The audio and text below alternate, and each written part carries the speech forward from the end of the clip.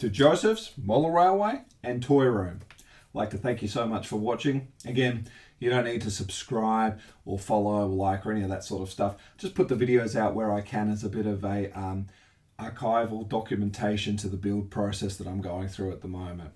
Let's get stuck into it today. Some do's and don'ts. I assure you there's going to be more of these videos somehow down the track. But just a few things. I don't want to get too bogged down with some of the videos because a lot of key things have already been, there are 100 videos. If you need to learn about initial frog or electro frog points and wiring up point turnout motors and things like that, there's heaps of videos out there. So rather than me boring you with all that sort of stuff, you all know what you need to do. So here's just a few tips that are worth considering. Do use a pair of track cutters or a Dremel tool for cutting track. Track cutters, fantastic. I use them, no problems at all. I also use a file at the end of them just to trim them up so the fish plates slide on better. But the other thing I want to say, the Dremel, absolutely fantastic. Do use that, and it's on my wish list, but do also use the extension as well that allows you to just have the machine hanging up or whatever. Why? Is because when you just have this tool and need to do a 90-degree cut on the track, that it never quite sits that way as close as you can get. It's always on a little bit of an angle, which can be frustrating. So getting that little extension piece on there, absolutely fantastic. Don't underestimate this tool at all. It is absolutely wonderful. So just recently when I came up from the loop and I needed to start now joining the next section here, I needed to just obviously trim a little bit of track back just to make everything fit nice and flush, because obviously we'd curved and you know the story about the track moving. I was being so careful. A lot was going on at the time. I was making sure the cord was out of the way. I had a piece of card here to make sure there were no particles and bits of steel file and that flying across and marking the wall or anything like. Careful, careful, careful. Yep, all looks good. Safety goggles on. Safety's paramount. All the rest of it. Turn it off. I go to pop the thing down. Careful. Yep, definitely not in the way. Just as the disc was almost finished, it had just come and made contact with the track. I'll just give you a close-up picture here. Look, I know it's not much. I can only just feel it when I glide my fingers past, and it's certainly not even as dramatic as when you run your fingers over where two sections of track join. But it's annoying. You can't see it. You know, generally, by the time it's landscape, you're really going to have it pointed out to you. But it's annoying. Don't do that. Do always check both sides of the board when doing any form of wiring, whether it's minor or major. Now, as you know, I tried to be a bit future-proof here and be a bit of a Maxwell Smart and say, let us build a trapdoor over in the middle here for all our wires and extra holes to interconnect everything. And as a result, I can get access to every section of the board here. That's good. Do use this. The reason I say it is as I was carrying on now with the backline and just having to solder a few bits of power feeds onto the track, I was having a lovely day carrying on. Great progress had been made. I thought, all right, I'll just mark it where the holes have got to be, drill the holes down and start feeding wire through. And I said, oh, I don't need to look under the board, but I probably should. Something was telling me just to look, you know, probably just to see how perfect I had gotten this particular job. So I stuck my head under and there were no cables. So alarm bells start ringing. I said, what did I do here? And the prime example. So what happens is, as you can see here, as the lower line goes down, we had to leave a cavity open to fit the locomotive going through. So as you can see, it tapers off. By this point now, the locomotive is cleared and can go underneath. And we can just keep the board as it was. But because there's a hole for the power feed here and another one 30 centimeters up for the other line, it was in a cavity. Now I couldn't get to this cavity at this point. We're sort of sealing it up. I shouldn't say that. Well, thankfully though, I was able just to lift it up with a screwdriver. Only had to come up by about a centimeter. Take a little bit of something flat, like a little piece of balsa or a little timber, flip it and pull it out. Of course, on the longer piece of track there, I did need to take the track off, unsolder the wire, cut two new feeds, which were basically a meter long instead of half a meter, bring them out through, problem solved. But with anything, because we're always very cautious when we're popping on our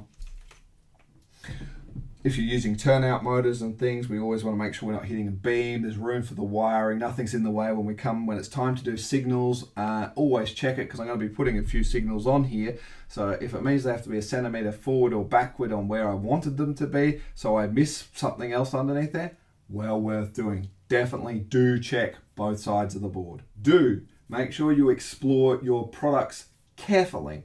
I say that because I noticed a tremendous little product that DCC Concepts does, which you get a packet of 50 of these little sheets. Now, anyone that's ever installed turnout motors that weren't manual and you were putting the armature through, whether it's a tortoise or a DCC Concepts cobalt point motor, any of those, you'll be aware that you need to come along and use something like this, a 7mm drill bit, for where the armature has to flick left to right to make it happen.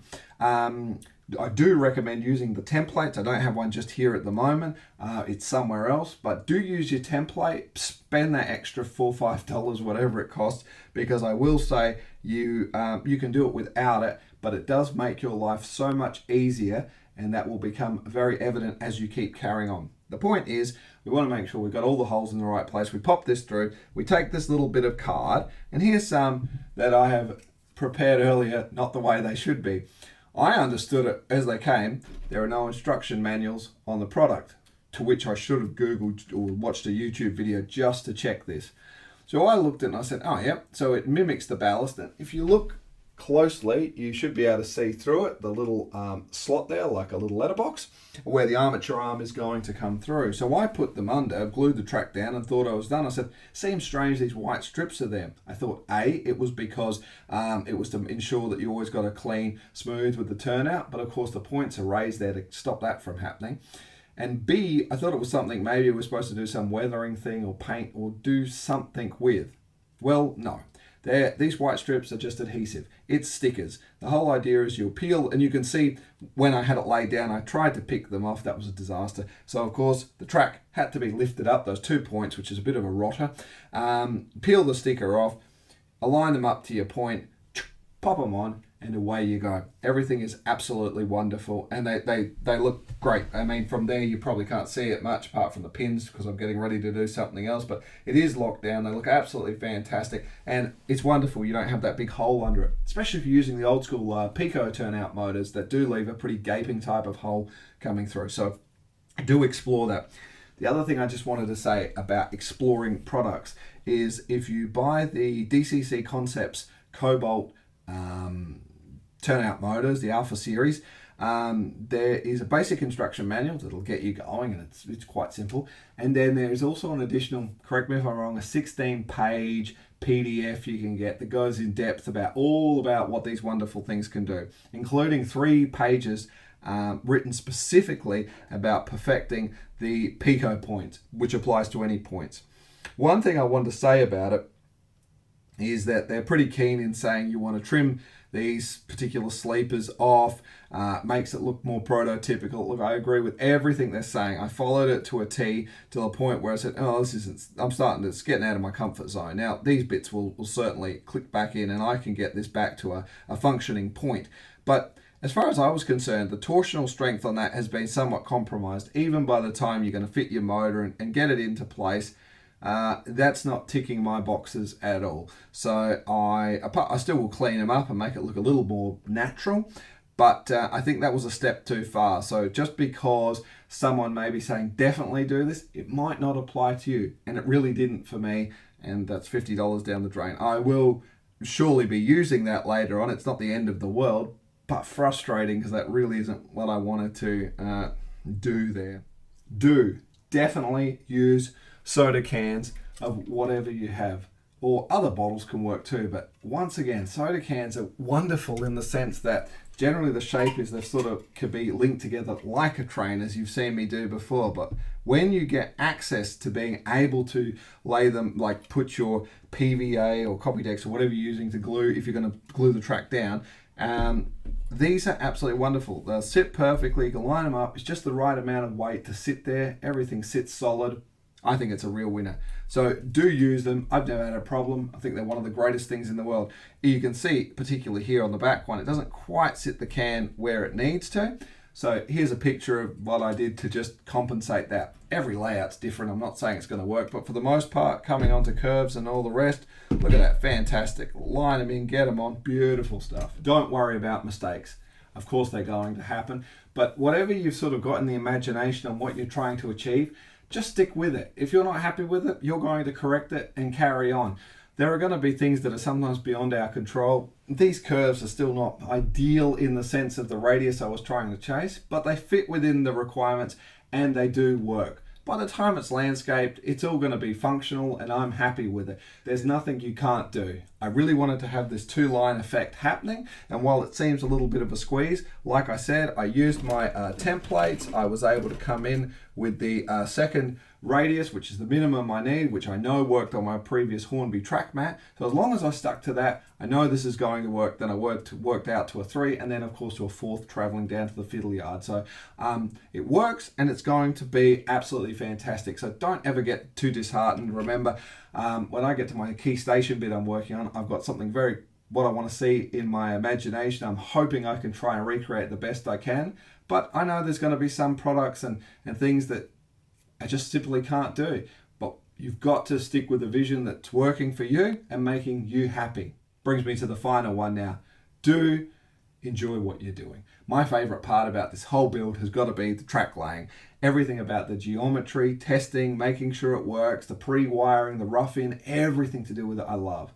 The downside for me is that once this key track laying's done, I'll be busy with landscaping for years to come, but that's it.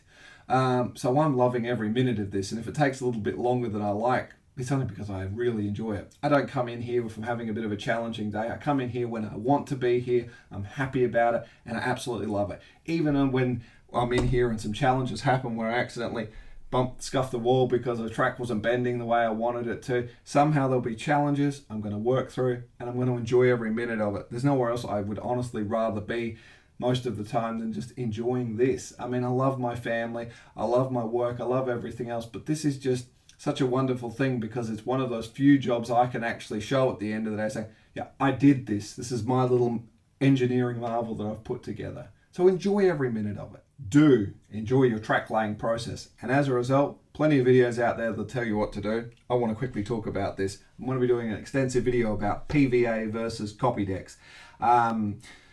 First of all, if you've been using PVA like I have for years and it's working for you, stick with it. In fact, stick with it so much that if I never got introduced to this, my life would be fantastic. But here we are, and I'm going to carry on with what I've got. Where am I going to get another bottle? Probably for this next reason I'm going to say. If you go down the avenue of using copy decks, get 2 bottles. Even if you know you're only going to need 1. Here's why.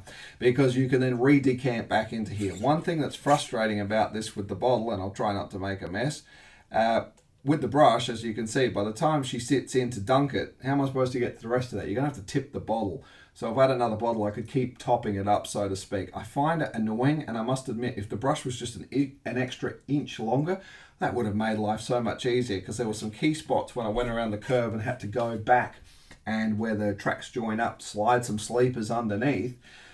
Oh, I tell you. So a video coming up about the actual acoustic benefits. We're actually going to test that. But stick with whatever's working for you, whatever the adhesive may be. And do absolutely, look, I did this thing where I had the little Peco track pins and put them in, and I took the little pin drill and drilled through and then screwed them down and adhered it. Look, honestly, I think that's absolute tat. That is a waste. And in fact, as far as I'm concerned, it ruins your tracks and you get holes where you didn't want holes before. What I do recommend though is just your traditional, I usually have a container of them, of which here they are. Just use these pins. They're absolutely wonderful. You don't have to worry if your tracks don't have holes to put them in. You know, whether you sit like anymore here, you sit them to the side, you sit it here, just lay a few down, and then whatever adhesive you're using, once you've got it into the right space and you've checked it with your Peco weigh gauge or whatever you need to do, come in with your soda cans, put the weight down, keeping a few pins wherever they need to go. Again, mostly with curves is where it gets a bit tricky. The straight stuff isn't a big deal, but you still have to keep a few bits in the right place. Just use these pins. It's fantastic. Don't be screwing everything down and overthinking it sometimes.